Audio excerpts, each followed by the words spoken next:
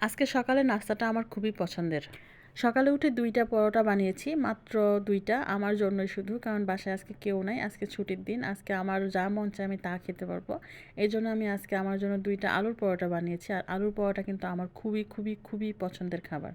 খুব ছোটবেলায় মা বানিয়ে দিত। এখন তো মা নেই। এখন নিজেরটা নিজেই বানাতে হয়। তবে আমার কাছে আলুর পরোটা অন্যান্য সকল পরোটার চাইতে খুবই ভালো লাগে। আর এটা আমি এমনিই খেতে পারি। তারপরেও মাঝে মধ্যে অন্যান্য তরকারি দিয়ে খাই। তবে এটার সাথে যদি মাংস হয় আর কি লাগে বলুন তো? আজকে এটার সাথে রাতের রান্না করা হাঁসের মাংস ছিল।